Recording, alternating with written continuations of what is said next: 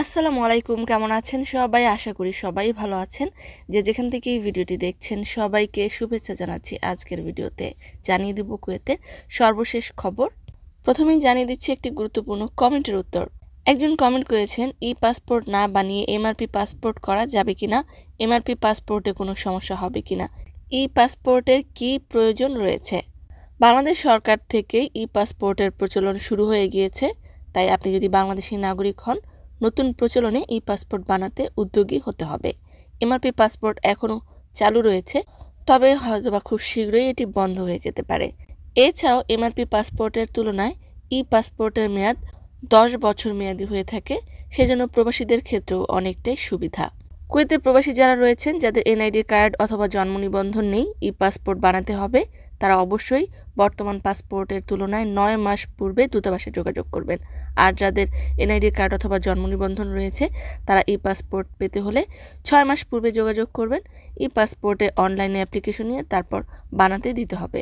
অনেকেই ই পাসপোর্ট বানাতে যেয়ে ভোগান্তির শিকার হয়ে আসছেন, দালাল ধরা, ঘুষ দেওয়া সহ আরও বিভিন্ন ধরনের অভিযোগ করে আসছেন। আশা করছি এই বিষয়ে দূতাবাসের ঊর্ধ্বতন কর্মকর্তাগণ সঠিকভাবে দায়িত্বশীল ভূমিকা পালন করবে, অথবা ঊর্ধ্বতন কর্মকর্তারা দূতাবাসের সম্পর্কে দায়িত্বশীল ভূমিকা পালন করবে।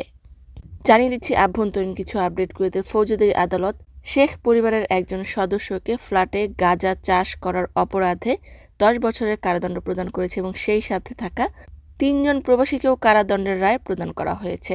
তাদের ফ্ল্যাটে অভিযান চালানোর সময় প্রায় 25 কেজি ছোট ছোট গাঁজার চারাগাছ উদ্ধার করা হয়েছিল। অন্যদিকে কুয়েত আদালত মাহবুলায় বসবাসরত একজন কুয়েতি নাগরিক মহিলা নারীকে 3 বছরের জেল এবং 3000 দিনার জরিমানা করেছে। তার বিরুদ্ধে অভিযোগ ছিল যে অন্য নারীদেরকে অনৈতিক কাজে উৎসাহিত করা সহ সামাজিক যোগাযোগ মাধ্যমে অশ্লীল ছবি পোস্ট করা। কয়েকজন ভিসার আপডেট সম্পর্কে জানতে চেয়েছেন। বাংলাদেশের সাথে লামানা পদ্ধতিতে কুয়েতের সাথে ভিসা এখনও চালু রয়েছে। অন্যদিকে স্বরাষ্ট্র মন্ত্রণালয়ের দেওয়া ঘোষণা অনুযায়ী বায়োমেট্রিক ফিঙ্গারপ্রিন্টের সর্বশেষ সময় হলো 31শে ডিসেম্বর 2024 পর্যন্ত। যারা এখনও বায়োমেট্রিক ফিঙ্গারপ্রিন্ট সম্পন্ন করেনি, সম্পন্ন করে ফেলুন। অপরদিকে কুয়েতে বসবাসরত নাগরিক এবং প্রবাসীদেরকে স্বরাষ্ট্র মন্ত্রণালয় থেকে জানানো হয়েছে যে সাম্প্রতিক সময়ে একদল প্রতারক চক্র বিশেষ ওয়েবসাইট ব্যবহার করে ট্রাফিক জরিমানার বিভিন্ন ধরনের স্প্যাম মেসেজ পাঠাচ্ছে, যেটি সম্পূর্ণভাবে ভুয়া। কুয়েত ট্রাফিক ডিপার্টমেন্ট হতে কোনো ধরনের মেসেজ পাঠালে সেটি শুধুমাত্র সাহেল অ্যাপসের মাধ্যমেই পাঠানো হয়ে থাকে, তাই যে কোনো ধরনের ভুয়া মেসেজ লিঙ্ক পরিহার করুন। কুয়েতের সর্বশেষ কারেন্সি হলো কুয়েতি 1 দিনারে বাংলাদেশি 398 টাকা। সম্মানিত ভিউয়ার্স, আজকের মতোই ছিল আপডেট। পুরো ভিডিওটি দেখার জন্য ধন্যবাদ। এই ধরনের ভিডিও পেতে চাইলে ইউটিউব চ্যানেলটিকে সাবস্ক্রাইব করে দিবেন, ফেসবুক পেজটিকে লাইক এবং ফলো করে দিবেন। যারা পূর্বে করেছেন সবাইকে ধন্যবাদ। আজকের মতো বিদায়, আল্লাহ হাফেজ।